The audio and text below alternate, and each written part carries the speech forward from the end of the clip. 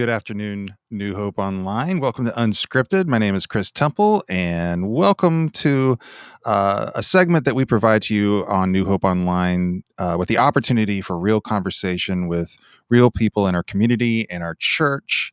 And it's just a great way to get to know some of the amazing people that are working in our community, that are in our church, and to hear some great stories. We're here every Wednesday from 12:30 in the afternoon, and that's when we premiere live.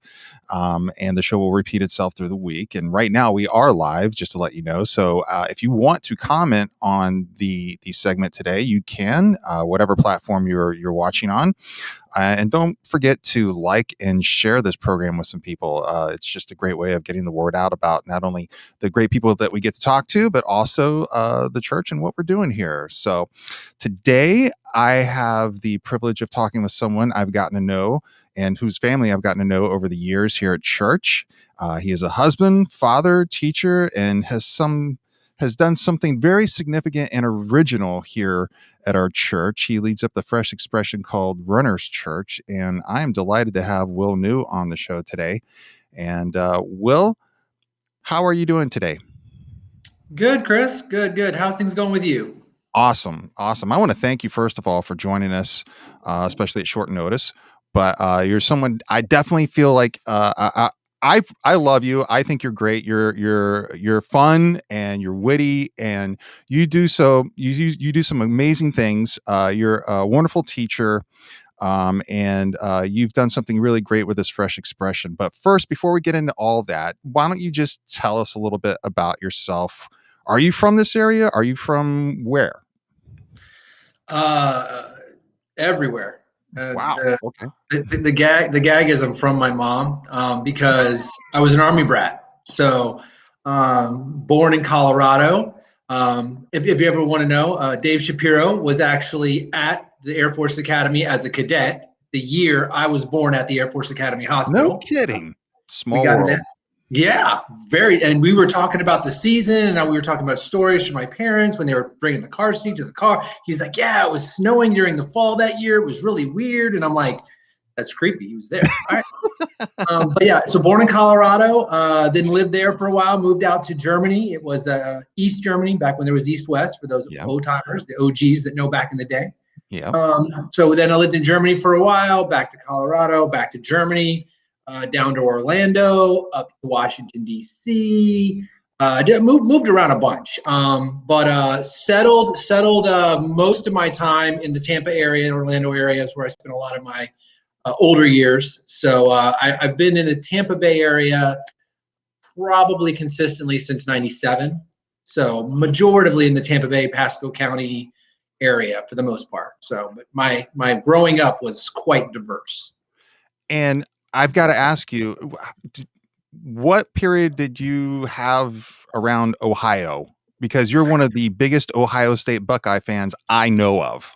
Yeah. So that's actually an interesting story. So spent some time up there, especially recently. Mandy's family, my wife, she's actually from there, was born there, and her dad was born there as well as her mom.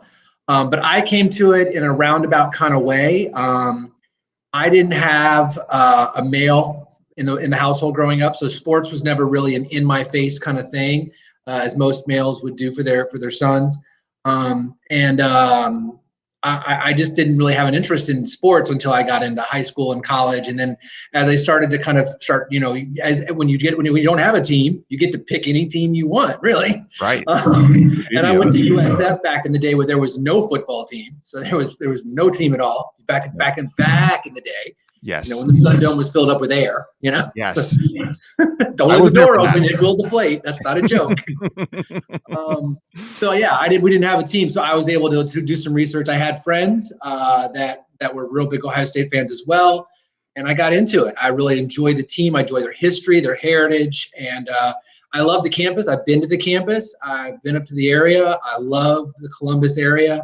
And it's a gorgeous location, and it's a great school. They've got a lot of good background, and it's just something that's always stuck with me, and I really enjoyed it. I've been watching Ohio State now for 20 plus years. Wow. Solid. So Columbus is a great town too, like you said. I've had the opportunity of being there a couple of times for not for college purposes, but for other purposes, and I love. It's probably one of my favorite towns in the United States. I think it's just It's great. It's got, I mean, just like any town, it's got its areas, yeah, but I agree that there's a lot of beautiful places in Columbus. And the great thing about Columbus is it goes from city to farm in an exit. Like yeah. it's not like Tampa where it kind of goes city, suburb, okay, and then you get out to Pasco and it's like country. But in Columbus, literally, you'll be driving along, high rise, high rise, high rise, exit, cornfield. Okay, that's cool. Okay. How did you get into teaching? Oh, another good story. Got out of college, and at the time when I was in college, I was working at a bank. Doesn't matter which one. And I was like, you know what I'm gonna do? I'm gonna go be a branch manager because before this, to kind of back up a little bit, I was actually gonna be an ROTC, Air Force ROTC at USF. Wow. And the young lady I was dating at the time told me that she just couldn't have me away that long, and she would miss me, and I couldn't do that. So I dropped out of ROTC. I was going to do social work with ROTC into the Air Force. And anyways, I asked that young lady to marry me, and she told me no. So of course that relationship ended. Anyways, I was working at a bank after I got out of college, and while I was in my senior year of college, and I was like, well, I'll be a branch manager. I like money. I like numbers. I like working with people. I'll go and be a banker. I'll be a branch manager. Went into that, took accounting 1 and 2 at the same time, and it didn't work out. So I ended up leaving the bank, and I said, well, I need to do something for a little while until I find out what I'm going to do. A friend of mine was a sub in Pasco County, and he said, why don't you go be a sub? Now, this was at August of 2001. So September of 2001, we had a bit of an event in the country, and I ended up doing a long-term subbing position for a Coast Guard reservist in Pasco County. Mm-hmm. I taught Algebra 1, geometry, and I did it from September through the end of the year. And he didn't come back, and I was the teacher the whole year. And I was like, you know, there's something to this teaching thing. I'm pretty good at it. I'm pretty good with numbers, and I'm pretty good at working with the students. My background's in pediatric psychology. I was like, yeah, this could work. I spent the next summer applying to schools in Hillsborough County where I was actually living at the time, and I got in at a middle school, and that was in 2001. Wow. 2002, actually. It was 2002. So 20 almost years later, here I am. And you actually, I think, was it before COVID hit that you actually took the position to step out of the classroom and become a virtual teacher? Yes, I'll tell you. Coincidentally? Well, yeah. I mean, I always tell, I have buddies that call me from the classroom. They're like, did you know? Did you? I'm like, yes, I knew there'd be a worldwide pandemic. And that's why I left the classroom, guys. I'm that clairvoyant. No. I told him that God was looking out for me. God saw what was going on. He knew. And it was like, this is not something that I want you to bear. And I was like, I'm just blessed. I was just truly blessed. Yeah. You can call it lucky if you're not the religious type. I think if you're watching this platform, you probably are. But if you're not, you could just say I was really lucky. Fate stepped in, you know. But yeah, I left the classroom, and the very next school year, COVID hit like a hammer, and it was like, oh, did I get out of here? And now the district, God bless them all. I mean, I wish them the best. They're in tons of turmoil right now with position cuts and moving and transferring and all that. And I'm just like, I looked at Mandy the other day at the house, and I was like, I couldn't have left at a better time. Yeah. After 17, 16 years with the district, that was a career for most people. And it's only half of what I'm going to do as an educator. It was a great time to leave, and divine intervention was absolutely involved. The timing could not have been more perfect. I thought it was the least perfect, believe it or not, but it ended up looking back, and it was like, nope, it was the best thing in the world. Now, will you ever, if the opportunity comes, go back to the classroom? Are you in virtual for good? You know, I honestly, I've learned in 40 plus years, you don't say never. I would say it's a highly unlikely proposition that I would go back into the classroom. But I won't say never. I do love working for Florida Virtual as a company. For me, in my opinion, and I'm sure everyone's got their own experiences. But for me, it's been nothing but a blessing. I absolutely love it, and I don't see myself going back into the classroom. I'm going to try and stay here and grow with this younger company that does a lot of great things for students, not just in Florida, but worldwide. We have a global option that students in South Carolina, Hawaii, Georgia, they all do. So, it's a great opportunity for educators to be able to get one-on-one relationships with their students. I know more about my students now than I ever did in the classroom because we were discouraged getting I was going to ask, close students. what are some of the positives that you do like about virtual compared to being in the classroom? And that would be one of them, right? The personal one-on-one relationships. I talk to every parent and every student at least once a month, one-on-one. Hmm. Every single parent gets my conversation once a month minimum. Usually it's 2 to 3 times a month. But every student has the ability to call or text me at their convenience and reach out. I'm able to talk to them about their day, their interests, their highs and their lows. And we get to build a relationship that's a little more genuine. In the classroom, I always felt like it was very sterile, and it was promoted to be sterile. They want you to keep that professional distance because you don't want to get close to the students. You don't want to talk about them with their problems. If they have any problems, send them to guidance. Don't get involved. It was very sterile in the classroom because of liabilities and litigations and blah, blah, blah, blah. So it was very standoffish. I'm here to do a job. You're here to do a job. Let's just keep it at that.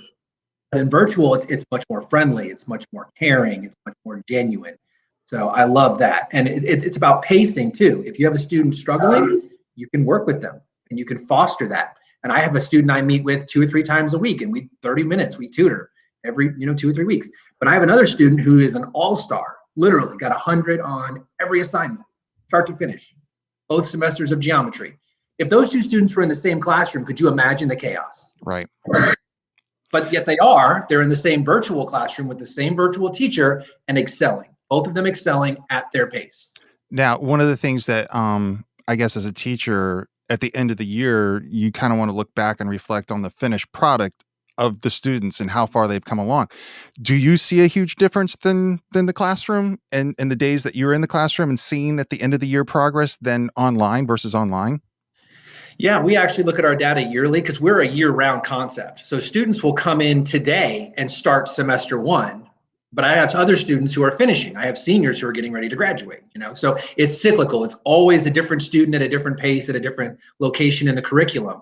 But we do every year, we stop and take a step back and look at how many completions did we have? How did your students do on your assessments? How did your students do on your surveys? Because they survey us, they actually rate us, and they get to do that in open, confidential form. You can't do that in the classroom, but we do take lots of time to step back and look at not just the numbers, but the person and say, what growth has occurred and what gains have we made intellectually and emotionally with these students? And we do that, and it's awesome. It's actually more powerful to see it and be able to take that moment, because sometimes teachers will do a bit of reflection at the end of the year, but it's more a sigh of relief than it is a reflection. So Yeah.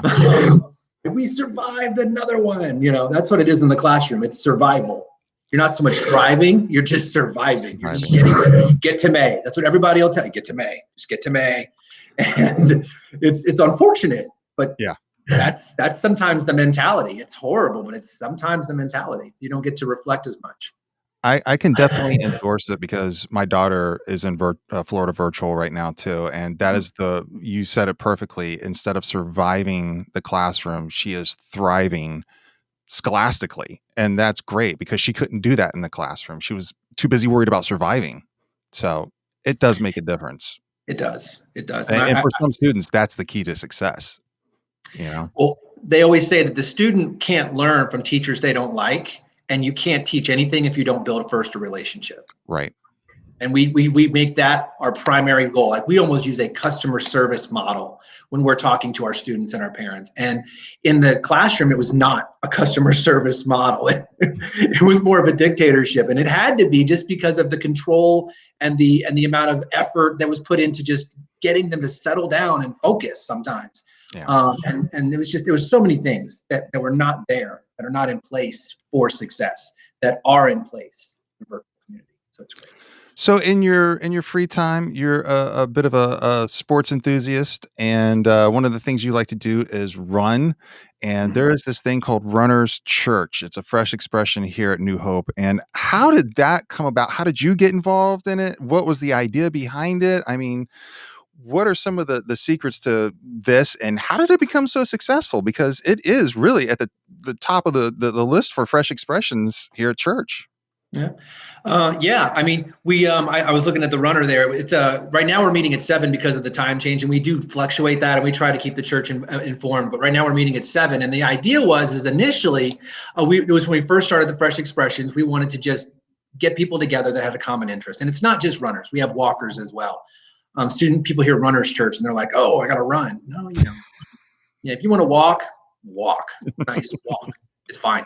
But we do get up early on a Saturday. So you do got to be at 7 a.m. over by the ball fields near Campo.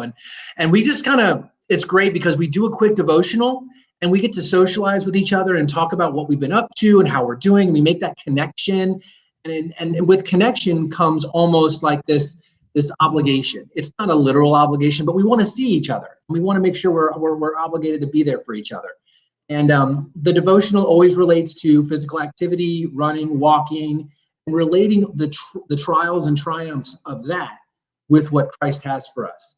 And it's a great thing. We do a devotional first. We stretch and do a devotional, and then usually we'll go do our own track. And that's a big thing. We always talk about running your own pace, just as Christ wants you to walk your own walk of faith. So we have some individuals that do 5-10 miles, but they do a run walk. We have some people that like to do a 5K or a 3-mile run. Great.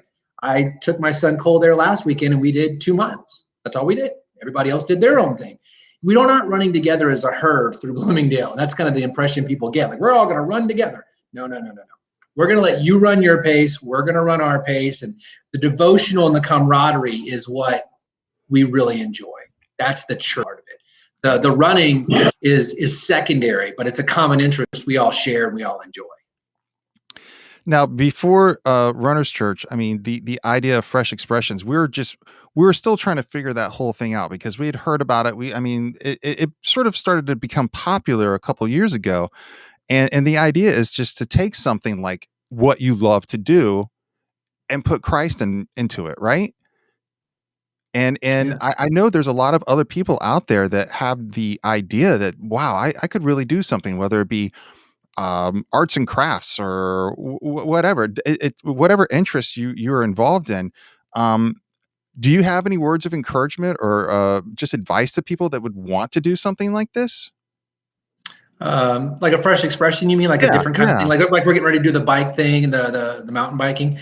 Well, I mean, I think the thing we got to remember, and this is just my personal opinion, is that Christ is there all the time anyway.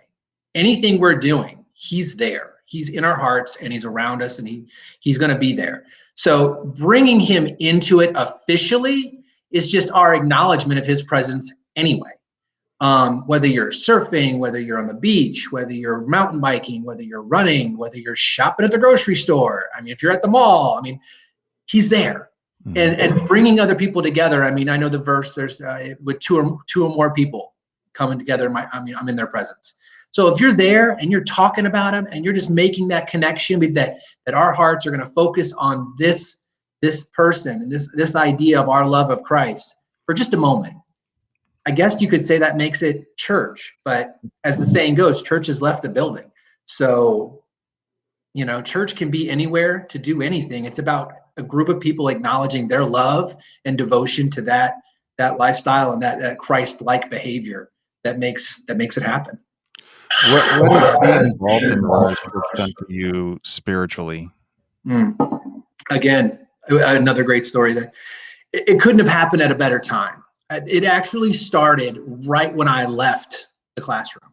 It was that summer that I had left the classroom and I was starting virtual, and it was and when I left, anytime you leave a job that you've been at for a long time, there's highs and lows to leaving. Mm-hmm. And there was some lows that I was dealing with that I was just very torn up about, and Runners Church gave me a solid foothold, a foundation for Christ is there. It's going to be okay. He's going to protect you. He's going to get you through this season. It's not forever. It's just for right now.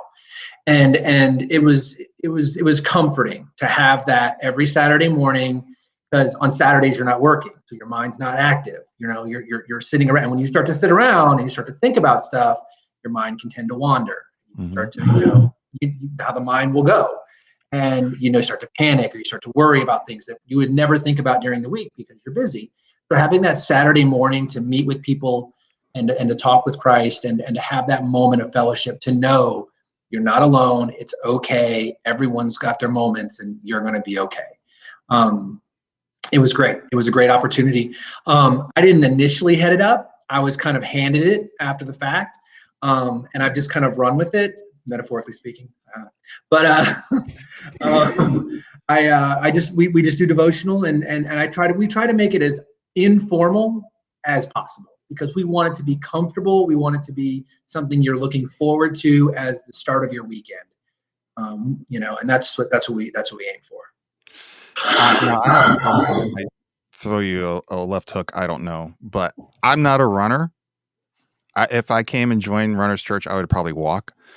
But for me to be out there and be physically active in a running sort of scenario, I could probably do a soccer game for 90 minutes, because my mind and my eyes and my senses are going towards the game.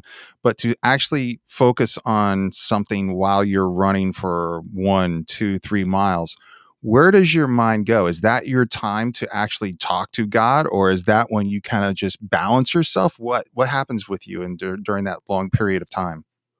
And a lot of people do. They use it as that time to almost meditate. I mean, you're running and you're focusing on your breathing, you're focusing on your feet and your arms, your legs. It's a whole body movement. But some people use it as a moment of just putting their mind to rest, and thinking about things with God. When we do have a chance to run together, we will talk about things like that, and we'll talk about some spiritual things. We'll talk about the church, and we'll talk about what's on our minds and stuff like that. Not long conversations, because if you're running, you're not going to. Right. But yeah, when you're running, a lot of times it's great to zone out and to have that moment of just calmness in your mind that allows you to hear something different. They always talk about hearing God's subtle voice, and I think when you're running, a lot of times that's a time to think and reflect on the week and what's to come in the weekend, and where do you want your heart to be. And it's a great opportunity to do that. I absolutely agree. I know you said last year was obviously difficult for a lot of people, and right before we went into COVID, you obviously went through a life-changing moment with your job. Was there anything else in your life that was just significant and being that big that maybe kind of brought you closer into a relationship with God? Yeah, like I said, when I was leaving, it was a low. There were some lows that I was dealing with when I was leaving a 16-year career in the classroom, and I really clung to my faith more so than I had in the past, as long with my family as well, because now they're here. I'm with them all the time now, so there's that. And when you make a choice to stop being in the world and you start looking at your family and looking at your faith more, it does some great things for you, but it also helps you to make some tough decisions and make some left turns that you normally would not have made, just being wrapped up in your daily routine. You are at least your sons tell me that you're a lover of superheroes. and I'm a lover of superheroes. I have to ask you, what superhero represents Will New to the best of your ability to think? Yeah. If I had to pick, I'd have to probably pick two, because I've changed as a person I'd say from maybe 35 down to when I was in a teenage years. I'd be the Hulk all day long. Bad old temper, and would fly off at the handle for absolutely no reason whatsoever. And I would write checks that my tail end can't cash, and I would just act like I was 20 feet tall and colored green and could rip things in half. Now, probably not so much. Now, as my older years, I'm more focused, a little more nurturing. Probably be closer to Professor Xavier, more calm. more focused, more, kind of say something that's like, oh yeah, that makes sense. That thoughtful comment as opposed to lashing out and using brute strength and aggression to get what you need done. That's good. You know what? You're a psych major, right? That's pretty Right. good. That's a pretty good evaluation. Yeah. With age comes wisdom. That's right. That's right. And tiredness. You get tired a lot quicker. With the year kind of looking like we have a sort of a glimmer of hope ahead of us, do you anticipate anything major with, I guess, Florida Virtual, with Runners Church, with your life in general? Do you see some openings or some changes because of this past season that we've been in? Well, I think as a just a group of people, I think we've all come to appreciate the little things, which I think is huge. And I love seeing the church on Sunday, both Palm Sunday and last week, with people, lots of people. I mean, safe, socially distanced. Don't anybody panic. But it was a great scene Mm, to look at the pews and not see blue, because that's the color of the pews. It was people. right. People there. Whoa, people. And it was great to see. I left energized, I left pumped, and I was super excited to see the people there. And I hope it continues. I hope we all understand that it's safe to come back and we want you back and you need to be back, because church was established as a group of people meeting for a reason. There's a reason Christ did it this way. And coming together as a people of like precious faith is so, so important. And I think as a world, I think we've picked up some good sanitation methods, which I think we should continue. Yes. People are like, washing hands, that's a good idea. That's a I'm good like, idea, you isn't it? think? You think it's a good idea? It's a great idea. And I was that way before COVID even came. My boys will tell you, they'd walk out of the restroom. I'm like, what color's the soap? Cole does it now automatically. He walks out. It was pink. Just checking. Just making sure you looked at, because if they looked at the color of the soap and didn't wash your hands, that's pretty hateful. So at least you're going to wash your hands and ask for the color of the soap. Good trick, dads. Use that trick. It's a good trick. I'm going to. So, yeah. So go wash your hands. They come back. Make sure you check first, though. Don't just assume that it's foot. Make sure you go check. Yeah. Just what color is the soap? Because everybody's got to play different. But anyway, I was a cleanliness guy before COVID. But now everybody's like, oh, hand sanitizer. That's a good thing. I'm like, yeah. It's a great thing. Kleenex, also a great thing to have. I think as a world, we've gotten cleaner. We've gotten more thoughtful of each other. We've gotten more understanding of each other's idiosyncrasies because we've been cooped up. But we've also appreciated the little things, like going to church. That's now like a cool thing. Like, I get to leave the building. Yay! Mm-hmm. Going to the movies. That's a treat, because we didn't have it for almost a year. And it's like, wow, how much did we take for granted that we had all this time, eating out, sitting down at a place and eating a meal out with your family. That was like so commonplace. And now it's like, man, we're sitting down at a table. This is great, So I think it's back to basics, and I'm excited about it. I just hope that we don't forget everything we've learned, and we continue to cherish the little things that make our world special. Will, thank you so much for joining me today. It was a great conversation, and I love talking with you, and it was a privilege to sit with you and have you come on Unscripted today. I want to give people that are going to watch this the opportunity to I want to give them the information of, if they want to get involved with Runners Church, who should they contact? How should they go about doing that? Campo YMCA ball fields, 7 a.m. Saturday. Just show up. We'll be there. You'll see my white Chevy just sitting out there by the ball fields, and that'll be it. We're there. I'm there. There's a lot of regulars that show up, and there's, like I said, it's not a huge group of people. You might see 5. Some days you might see 7 or 8, sometimes 10. It just depends. Sometimes we have a little more. But show up, and don't think you've got to go out and run a marathon. If you want to walk for a mile and turn around and come back, perfect. Enjoy the weather, because in the morning, that's the only time it's cool outside, right? So get it while you can. I'm going to do a shameless plug, because I think that you've got most of everybody going to Runners Church coming this Saturday to. Yes. Passion Street Ministries Walkathon. Yeah. So we're meeting at 8 a.m. on Saturday morning at the Brandon campus. And registration is $25, and all proceeds go to help kids ministry, youth ministry go to summer camp and the mission trip this summer. And you did a great job getting everybody signed up. I appreciate it. And hopefully we can provide the environment for an hour to, do what you guys have to do. And you're going to bring a devotion, aren't you? Yeah, 7:30. We're going to do a devotional with Runners Church over off to the side. Not to take away from your event, but yeah, Runners Church will be there, all of us, and we will be doing a 7:30 devotional before we stretch and do the walkathon. And if I can do a shameless plug, my son Cole is going to camp for the first time this year. So if you're looking for a random student to donate to, my boy Cole knew he'd love it. He's first year at camp. He's excited.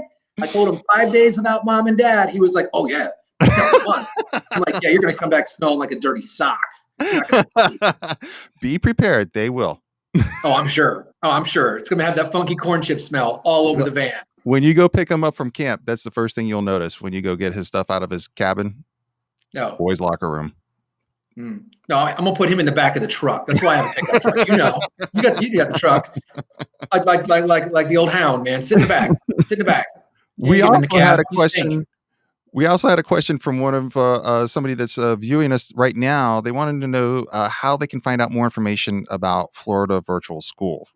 Can you provide that? If you're looking for employment, positions are posted online at flvs.net. If you're looking to enroll your student, we do have what's called a flex option, which is a homeschool option that's not time constrained. It's not semester August to May. It's any time. And if you want to do summer classes, we also offer, you can do our classes in a condensed version over the summer to get ahead or to catch up. That's also on flvs.net. And if you have any specific questions, you can always relate it to me. My email is wnew@flvs.net. Really simple. I'll be happy to answer any questions you have or put you in contact with somebody at the school that can help you, because it's a great opportunity to get ahead, to catch up. And if you're looking for just a change of pace because the classroom's got you down, I get it. I was in it for 16 years, and it wears on you. So if you're looking for just a different alternative, feel free to do so. Awesome. Thank you so much again, Will. It's been a pleasure. Pleasure's all mine. Thanks, Chris. And I will see you Saturday. Yes, sir. Yes. 7:30. Thank you, everyone, for joining us on Unscripted today. Thanks to Will again, and have a wonderful week. Don't forget to join us next Wednesday. We'll be right back here, New Hope Online, 12:30 p.m., and we will have conversation with somebody else. Until then, be smart and be safe, and hopefully we'll see you Saturday at the Passion Walk Runathon, 8 a.m. at the Brandon campus. Have a wonderful day.